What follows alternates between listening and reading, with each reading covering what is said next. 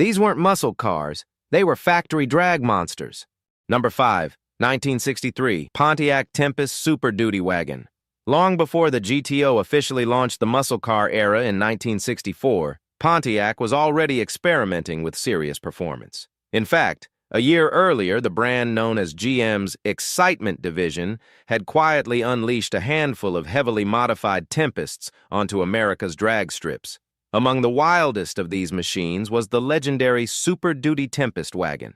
It wasn't built as a family hauler, it was designed as a full-blown drag racing weapon. Pontiac engineers created a small batch of these radical cars specifically to compete in the NHRA's factory experimental class, where manufacturers pushed the limits of what production-based cars could really do.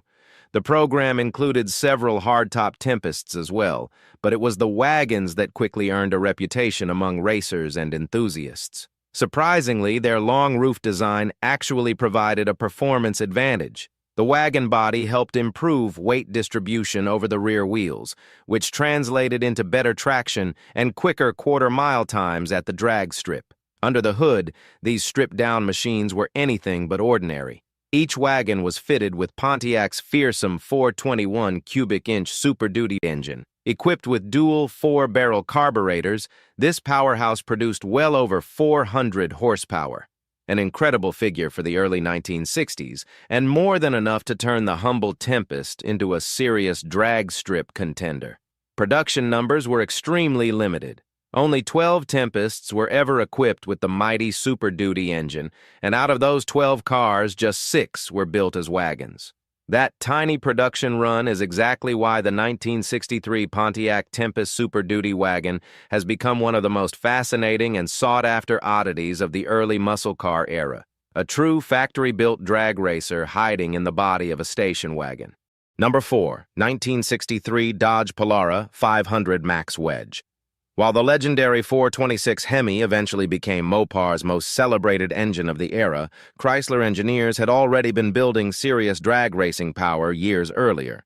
In fact, about 4 years before the street HEMI ever appeared, Chrysler introduced a high-performance version of its 413 cubic-inch RB Block V8 that quickly made a name for itself at the drag strip.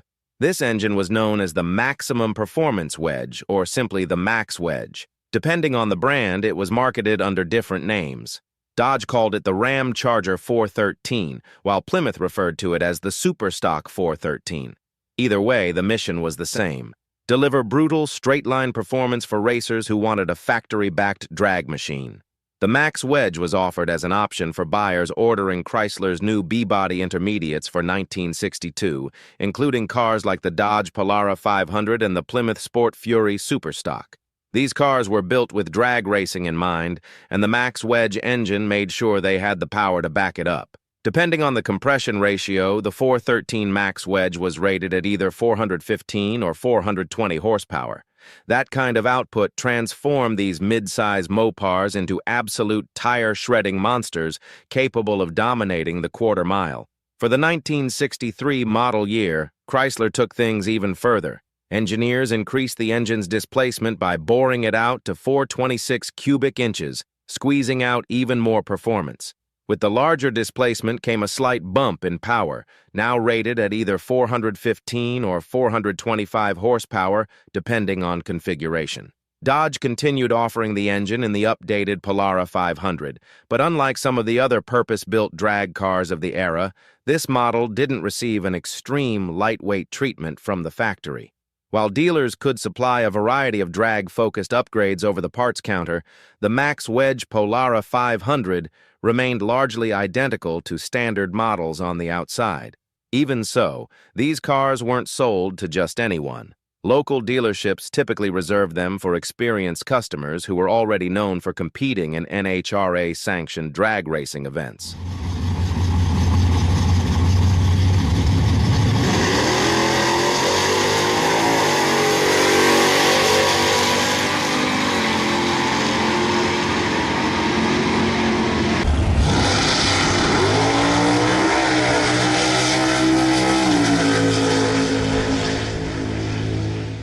Number 3, 1964 Ford Fairlane Thunderbolt. Ford had its sights set on a major prize in 1964, the very first NHRA Super Stock Championship. The Blue Oval already had a strong contender in the form of a lightweight Galaxy, but the racing team working to bring the trophy back to Dearborn believed they could go even further. Their solution was to develop an entirely new drag racing weapon based on the smaller and lighter Ford Fairlane. The concept sounded simple on paper. Take Ford's fearsome 427 cubic inch FE big block V8 and drop it into the Fairlane's engine bay. But in reality, making that idea work was anything but easy. The first-generation Fairlane had originally been designed to house Ford's inline-six engines and small block V8 options, not a massive big block. That meant engineers had to completely rethink the car's front end. Extensive modifications were made to the front suspension and engine bay just to fit the huge engine. At the same time, the chassis had to be reinforced to handle the brutal power the big block would produce. Weight reduction was also a major priority. Anything considered unnecessary for racing was stripped out. Sound insulation, carpeting, and even the rear bench seat were removed entirely. To save even more weight, several exterior components were replaced with fiberglass pieces. The doors, hood, front fenders, and even the front bumper were all swapped out for lightweight fiberglass versions. Once the massive 427 engine was finally installed, the results were nothing short of explosive. Officially, the engine was rated at 425 horsepower, but in reality, it was producing something much closer to 600 raw, untamed horsepower, an incredible figure for the time. The finished car was named the Fairlane Thunderbolt, and it quickly proved its worth on the drag strip. The radical machine delivered exactly what Ford had hoped for, playing a key role in securing the NHRA Super Stock Championship in 1964. To meet homologation requirements, Ford produced 100 examples of the Thunderbolt. These cars weren't sold to the general public. Instead, they were carefully distributed to select customers, usually experienced racers who were approved through local Ford dealerships.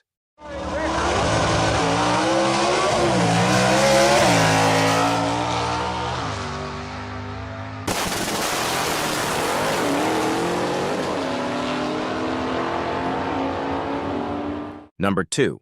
1968 Dodge HEMI Dart L023. When the fourth-generation Dodge Dart arrived for the 1967 model year, it represented a major step forward for the compact Mopar lineup.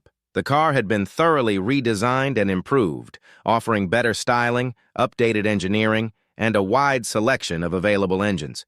Buyers could choose from several power plants, including V8 options, but even in its strongest factory configuration, the Dart wasn't really considered a serious high-performance machine. That perception started to shift toward the end of the 1968 model year. Dodge introduced new versions of the Dart aimed at performance-minded buyers, including the flashy Dart Swinger and the upgraded Dart GTS. These models added more attitude and stronger engines, but they still weren't the ultimate expression of what the Dart platform could become. The real monster arrived shortly afterward, and it was built with one goal in mind: dominating the drag strip. Working in collaboration with legendary performance company Hurst, Dodge developed a radical version of the Dart specifically for NHRA Super Stock B-Class competition. The result was a stripped-down, purpose-built drag racing machine known by its internal code name, the Dart L023. This wasn't just a slightly modified compact car. Engineers aggressively reduced weight wherever possible. Fiberglass panels replaced several standard steel body components, dramatically cutting mass and improving performance. Under the hood, the car received Mopar's most feared power plant, the legendary 426 cubic inch HEMI V8. Just like the street version, the engine was officially rated at 425 horsepower. But in reality, the race-prepped HEMI inside the Dart L023 was heavily tuned and capable of producing significantly more power. Thanks to its lightweight construction and massive engine, the results were incredible. Tipping the scales at roughly 3,000 pounds, the Dart L023 could blast down the quarter mile in the low 10-second range, reaching speeds well above 130 miles per hour. Production was extremely limited. Dodge built only 80 examples of this brutal little drag machine, and while they were technically sold as street-legal vehicles, each one left the factory with a clear warning: owners were strongly advised not to drive them on public roads.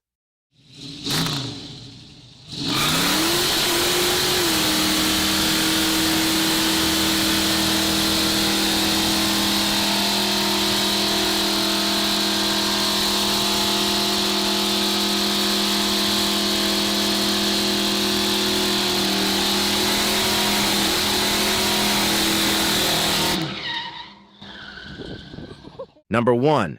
1968 Plymouth Barracuda B029 Super Stock. Even though Ford's Mustang gave the pony car segment its name, the truth is that Plymouth actually beat Ford to the punch. The Plymouth Barracuda reached dealerships a few weeks before the Mustang, technically making it the very first pony car on the market. But despite that early start, the Barracuda struggled to keep up with the Mustang's explosive popularity. Ford's new pony car quickly captured the spotlight, leaving Plymouth fighting to close the growing sales gap. Hoping to change that, Plymouth introduced a completely redesigned second-generation Barracuda for the 1967 model year. The new version featured fresh styling, improved engineering, and a much stronger presence on the road. Chrysler hoped the redesign would help the Barracuda finally challenge the Mustang's dominance. Unfortunately for Plymouth, Ford responded with its own updates to the Mustang, and once again the Barracuda found itself overshadowed in the showroom. But while it may not have been a massive sales success, the second-generation Barracuda earned a legendary reputation among hardcore muscle car fans, especially thanks to one extremely rare drag racing version. That car was the outrageous Barracuda B029 Super Stock. Much like the Dart L023, this radical machine was developed in partnership with performance specialists at Hurst. And just like its Dart counterpart, the B029 received an aggressive lightweight treatment designed purely for drag strip domination. Fiberglass panels replaced several standard body components to shave off weight, while the interior was stripped down to the bare essentials. The modifications didn't stop there. Engineers also had to extensively rework the engine bay in order to fit Mopar's most feared power plant. Under the hood sat a race-prepared version of the legendary 426 cubic-inch HEMI V8. Officially, the engine carried the same factory rating as the street HEMI 425 horsepower. But in reality, once placed on a dyno, these engines were capable of producing significantly more power. The Barracuda B029 was never intended to be a mass-produced street car. It was a purpose-built drag racer, and production numbers reflected that. The model was offered for just a single year, with estimates suggesting somewhere between 50 and 70 units were ever built. Nearly all of them ended up in the hands of experienced drag racers, drivers who knew exactly how to unleash the brutal performance hidden inside this rare Mopar machine.